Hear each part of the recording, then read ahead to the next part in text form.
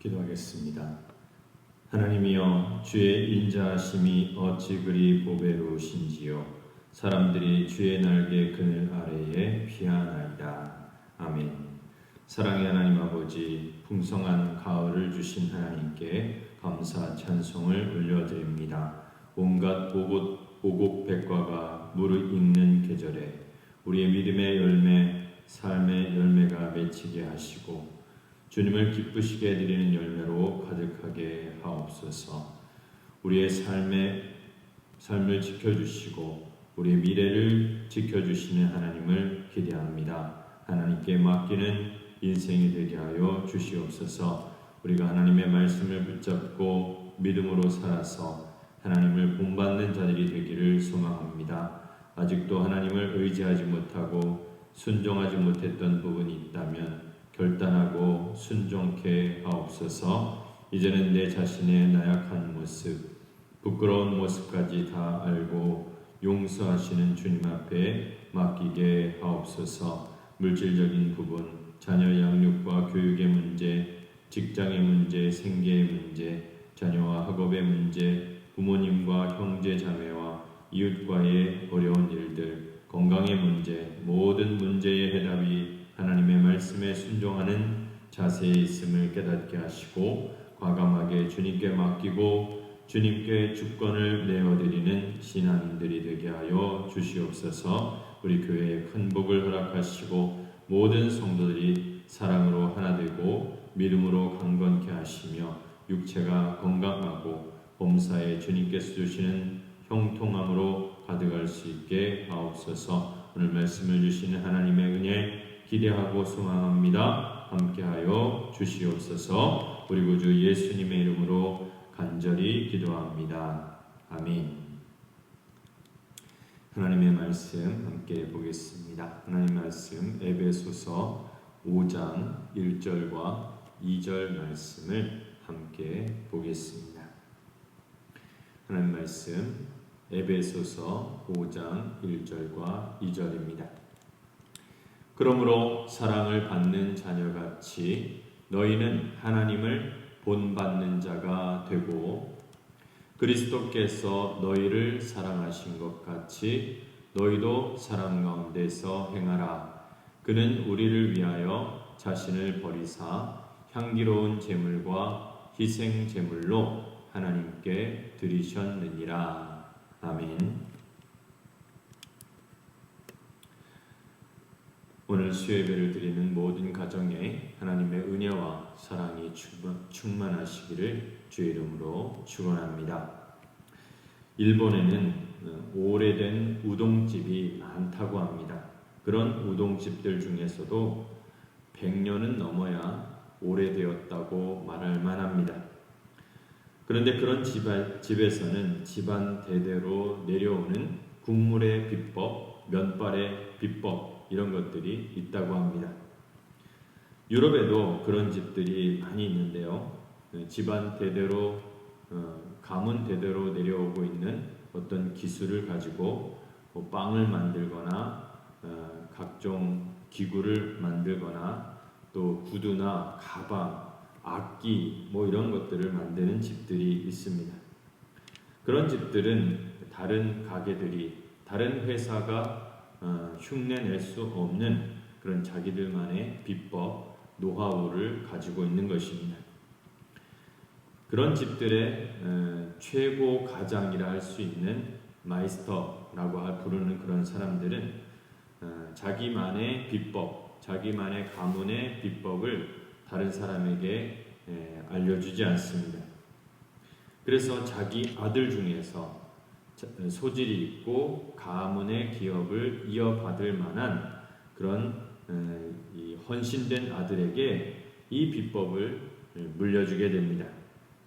그러면 다른 사람들이 그 만든 모양새만을 봐도 이 구두는 어떤 집, 이 시계는 어떤 집, 이런 식으로 그 전통이 흘러가게 되는 것입니다.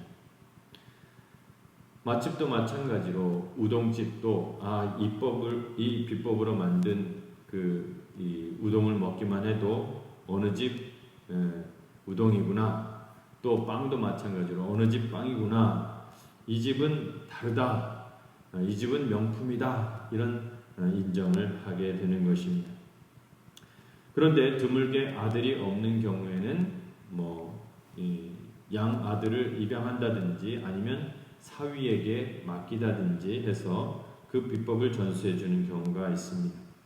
심지어는 그렇지 못할 경우에는 종업원 중에서 아주 똑똑하고 미래가 보이는 그런 종업원을 택해서 양아들로 삼고 비법을 전수해 주는 것입니다.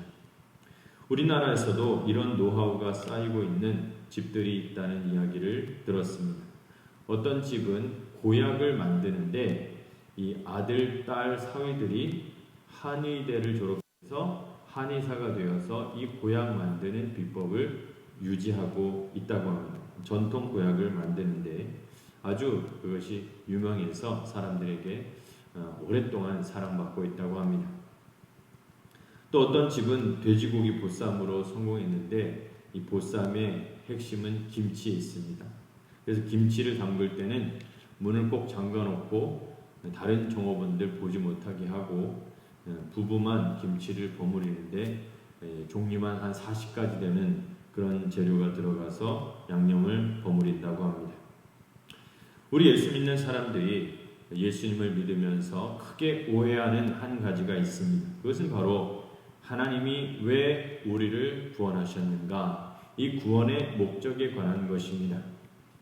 거의 대부분의 사람들은 하나님이 우리를 구원하신 것은 너무너무 우리를 사랑하셔서 우리가 멸망당하는 것을 원하지 아니하시기 때문에 우리를 구원하셨다, 이렇게 생각합니다. 물론 틀린 말은 아닙니다. 그러나 그것이 주된 목적은 아닙니다. 우리가 오해하는 것은 하나님이 우리를 사랑하셔서 구원하셨기 때문에 하나님이 우리를 책임지셔야 된다, 하나님이 우리에게 복을 주셔야 한다, 이렇게 기대를 하고 예수 믿었는데도 금방 복이 내리지 않으면 내 신앙은 잘못된 것이 아닌가, 나는 잘못 믿고 있는 것은 아닌가, 혹시 내가 구원받은 줄 알았는데 아닌가, 이런 의심을 하거나 또 실망하는 경우가 적지 않습니다. 이 구원의 목적에 대해서 오해했던 대표적인 사람들이 바로 이스라엘 백성들입니다. 이스라엘 백성들은 하나님이 우리를 사랑하셔서 우리만 택하셨기 때문에 무조건 우리를 잘 살게 해야 되고 무조건 우리에게 복을 주셔야 된다, 이렇게 생각했습니다. 심지어는 우리가 하나님의 말씀에 불순종했어도 우리를 택하셨기 때문에 우리를 축복하셔야 되고 우상을 섬겨도 용서해 주셔야 되고 또 무조건 적들이 오면 승리하도록 이끌어 주셔야 된다, 이렇게 생각했습니다. 그렇게 하다가 이스라엘 백성들은 망했습니다. 하나님께서 우리를 구원하신 가장 중요한 목적은 우리로 하여금 하나님을 닮아가도록 하기 위함입니다. 오늘 말씀에 나오는 대로 하나님을 본받는 자로 만들게 하기 위한 것입니다.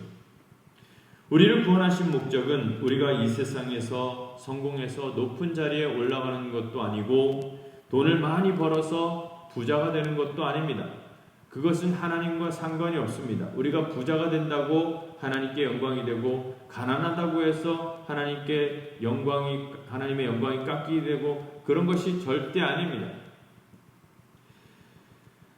우리가 성공하거나 우리가 실패하거나 우리가 부자가 되거나 이런 것들은 하나님과 관계가 없습니다.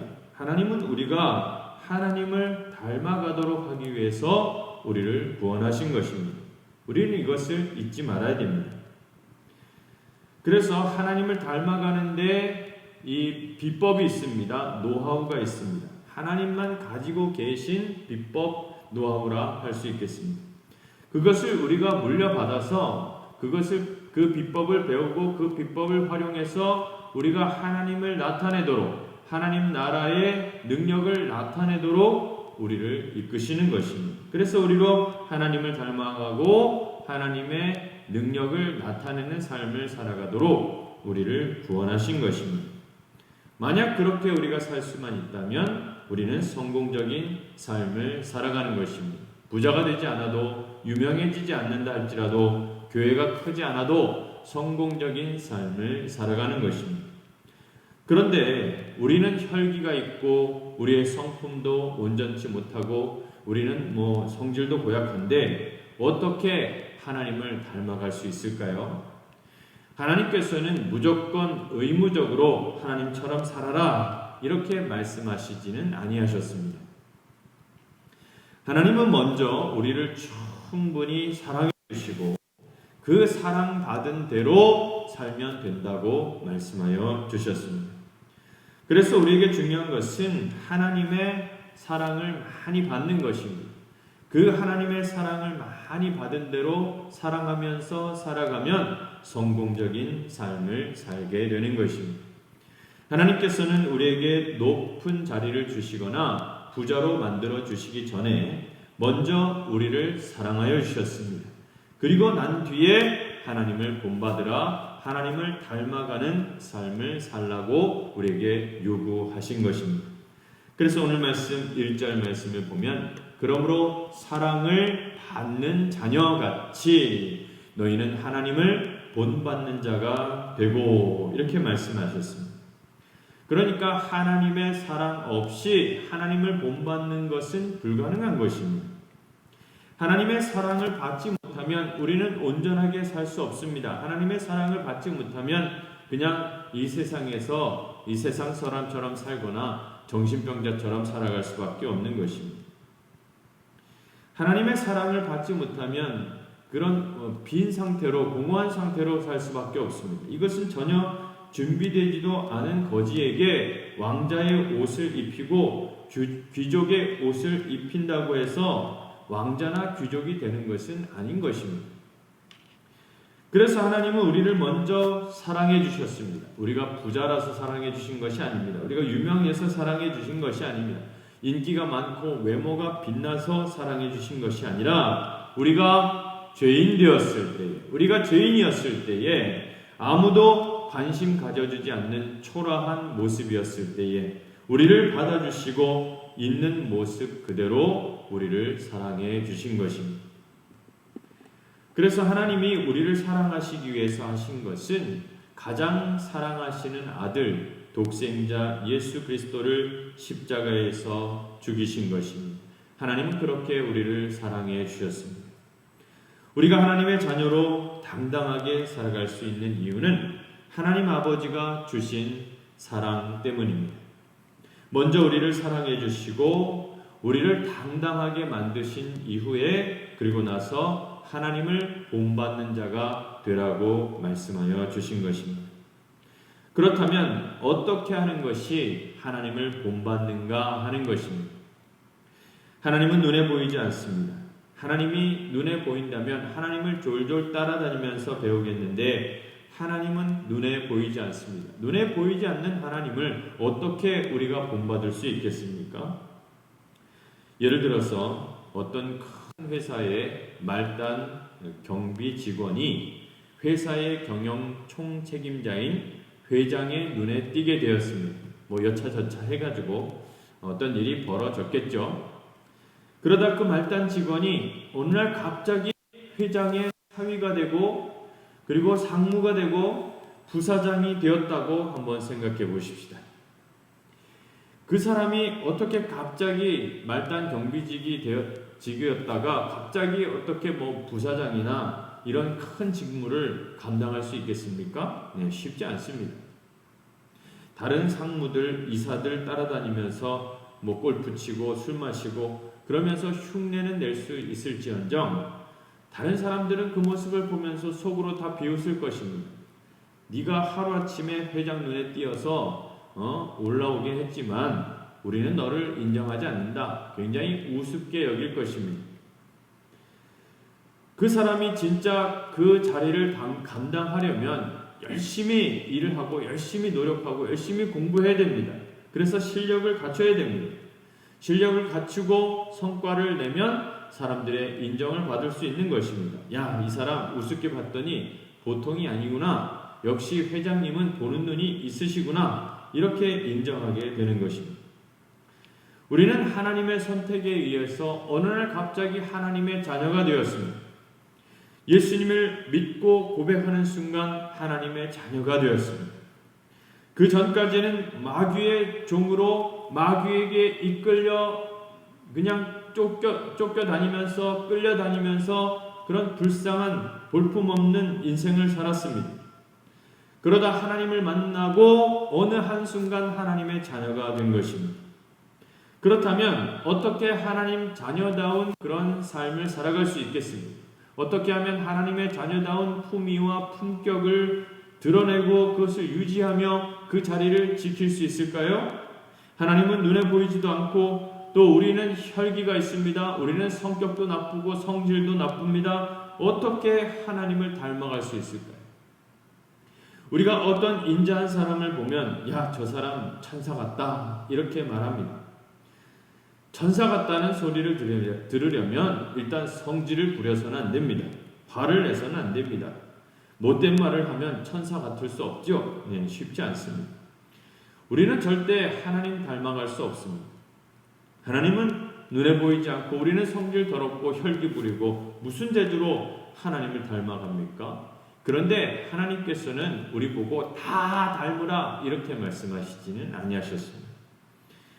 우리가 어떻게 모든 부분에서 하나님을 다 닮을 수 있겠습니까? 그럴 수 없습니다. 그러나 하나님의 자녀로 살아갈 수 있는 비법, 노하우가 있다는 것입니다. 그 핵심적인 부분이 있습니다. 그러니까 그 핵심적인 부분을 잡으면 하나님을 닮아갈 수 있게 되고 하나님의 능력이 나타나고 부흥을 일으키는 역사가 우리를 통하여 일어나게 되는 것입니다. 그래서 우리는 예수님이 하신 것을 봐야 되고 예수님이 하신 것을 따라할 필요가 있습니다. 예수님이 하신 것은 겸손하게 사셨고 순수하게 사셨습니다.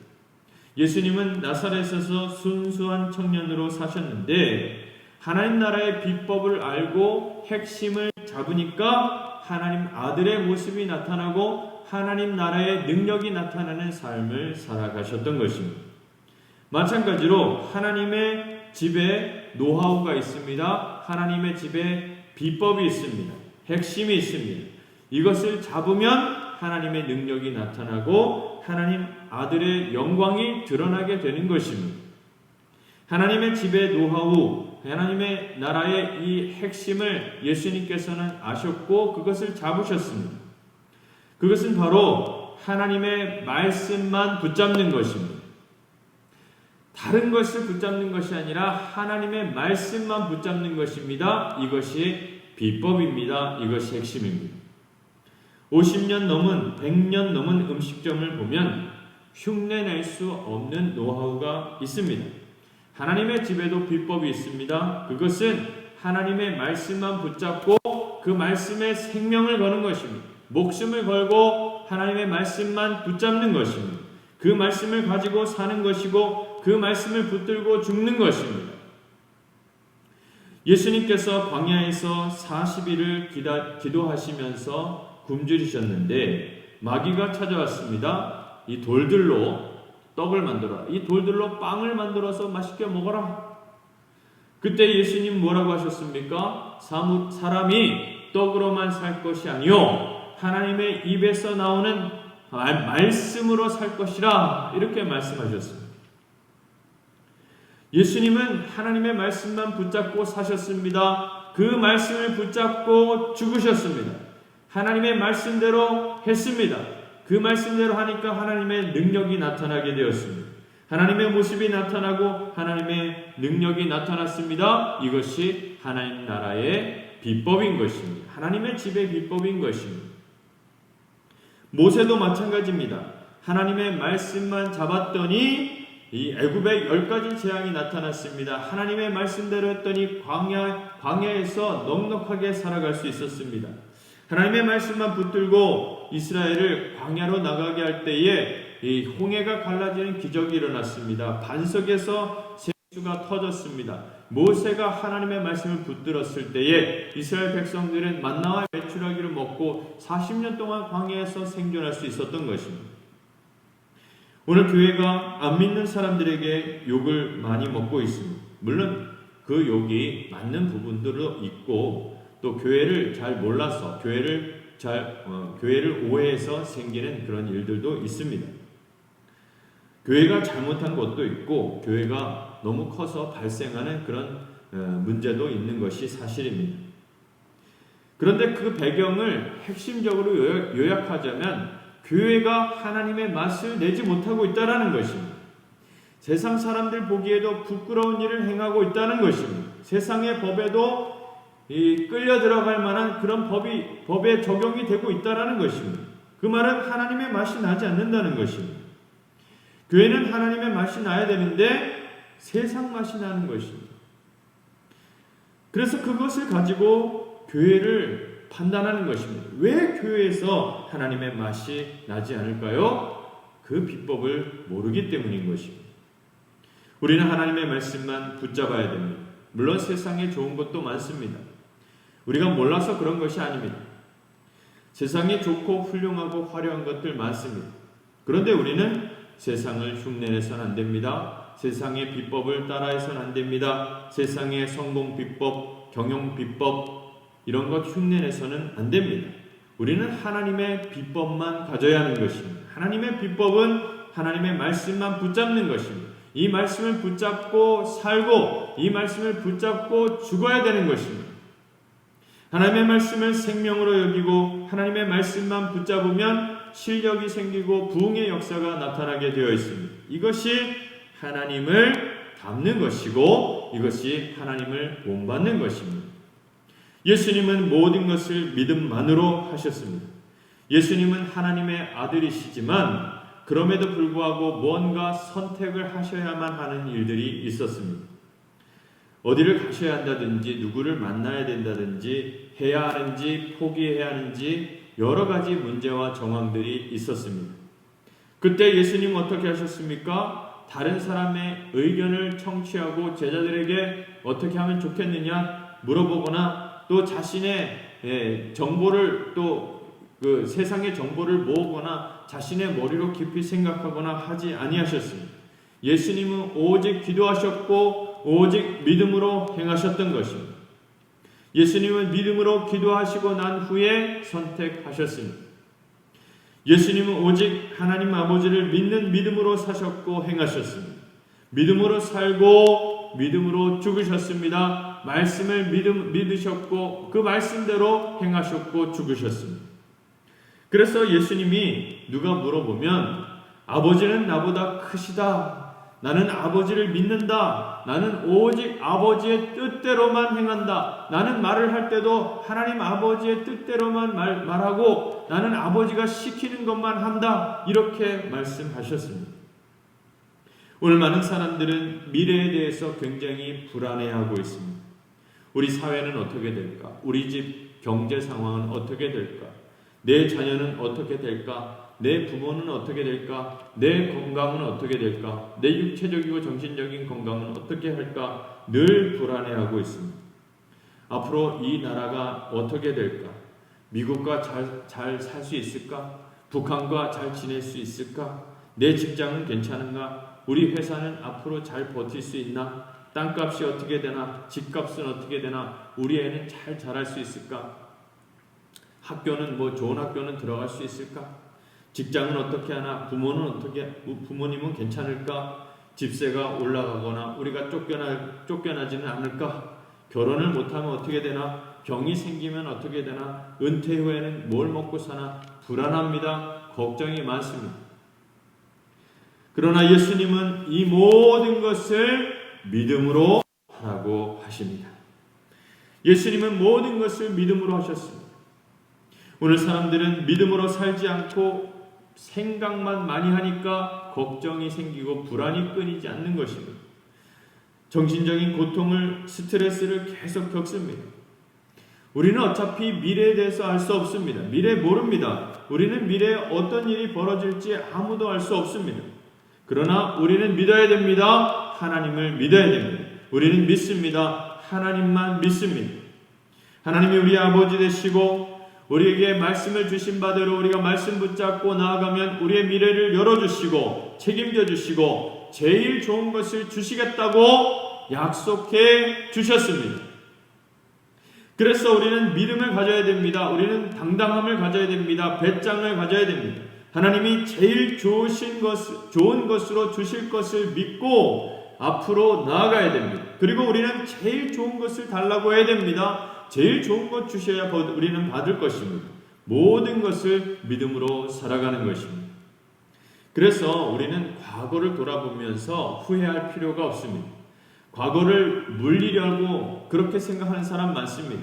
우리는 자주 후회합니다. 그때 그렇게 하지 말았어야 되는데, 그때 땅을 팔지 말았어야 되는데, 그때 저축하지 말고 집을 샀어야 하는데, 그때 이사하지 말았어야 되는데, 그때 그 대학을 가지 말고 그 전공을 택하지 말았어야 되는데, 그 직장에 들어가지 말아야 하는데, 그때 그 인간을 만나지 말았어야 하는데, 이렇게 후회하면서 과거를 탓합니다. 그런 생각할 필요 없습니다. 우리는 믿음으로 살면 되는 것입니다. 우리 시험에 떨어지면 어떻게 합니까? 믿음으로 하면 됩니다. 돈이 없으면 어떻게 합니까? 믿음으로 하면 됩니다. 직장이 없으면 어떻게 됩니까? 믿음으로 하면 됩니다. 자녀들이 어려운 일 당하면 어떻게 됩니까? 믿음으로 하면 됩니다. 내가 어려운 병에 걸리면 어떻게 합니까? 믿음으로 하면 되는 것입니다. 모든 것을 믿음으로 해야 합니다. 하나님은 제일 좋은 것을 우리에게 주신다고 약속하셨습니다. 믿음으로 살아가는데 어려움이 올 수 있습니다. 그러면 어떻게 해야 됩니까? 그 어려움을 당하면 어려움을 당한 대로 견뎌야 됩니다. 어려움을 안 당할 수 있습니까? 그럴 수 없습니다. 어려움을 안 당하려고 피해 다니고 도망 다니니까 시험에 드는 겁니다. 어려움이 오면 어려움을 당하고 어려움을 견뎌야 되고 어려움을 극복해내야 됩니다. 부딪히고 받아들여야 됩니다. 예수님은 피하지 아니하셨습니다. 아버지께서 주시는 잔을 내가 마시겠습니다. 아버지여, 아버지의 뜻대로 하십시오. 아버지의 원대로 하십시오. 제가 감당하겠습니다. 그래서 예수님은 아버지의 뜻대로 감당하셨습니다. 십자가의 고난을 당하셨습니다. 채찍에 맞으셨습니다. 침뱉음을 당하셨습니다. 십자가에 매달리셨습니다. 피를 흘리셨습니다. 죽으셨습니다. 좋은 잔이든 나쁜 잔이든 쓴 잔이든 예수님은 다 마시겠다고 하셨고 그 모든 어려움을 다 담당하셨습니다. 그렇게 할 때에 하나님의 아들, 하나님의 모습이 드러나게 된 것입니다. 하나님의 역사가 나타나게 된 것입니다. 사랑하는 우리 성산교회 모든 성도들은 하나님의 말씀만 붙잡고 오직 믿음으로 살아가시기를 바랍니다. 하나님의 자녀다운 삶을 살아가시기 바랍니다. 하나님의 본을 받는 성도의 모습을 가지시기를 바랍니다. 그래서 하나님을 본받는 성도들, 하나님을 기쁘시게 해드리는 성도들이 다 되시기를 주의 이름으로 축원합니다. 기도하겠습니다. 사랑의 하나님 아버지, 우리를 사랑 가운데 불러주시니 감사와 찬양을 올려드립니다. 하나님을 찬양하게 하시고 하나님께 영광 돌리는 복된 인생 되게 하여 주시옵소서. 오늘 말씀처럼 하나님을 본받는 자가 되기를 소망합니다. 우리 주 예수님께서는 하나님의 말씀을 붙잡고 사셨습니다. 믿음으로 사셨습니다. 사랑으로 행하셨습니다. 우리 모두 예수님께서 행하신 그대로 살게 하여 주시옵소서. 우리가 믿음으로 살지 못했던 것을 회개합니다. 의심하고 두려워하고 걱정했던 모든 것들을 내려놓고 나의 실수에도 불구하고 나를 사랑하시는 하나님을 바라보고 미래를 열어주시는 하나님을 기대하는 소망으로 가득하게 하여 주시옵소서. 하나님께 맡기는 인생이 되게 하여 주시옵소서. 어떤 고난도 하나님이 주신다 하시면 그 고난을 회피하지 아니하고 우리 주님 걸어가신 그 믿음의 길, 십자가의 길을 따르는 제자들이 될 수 있도록 인도하여 주시옵소서. 우리를 구원하신 우리 구주 예수 그리스도의 이름 받들어 간절히 기도하옵나이다. 아멘.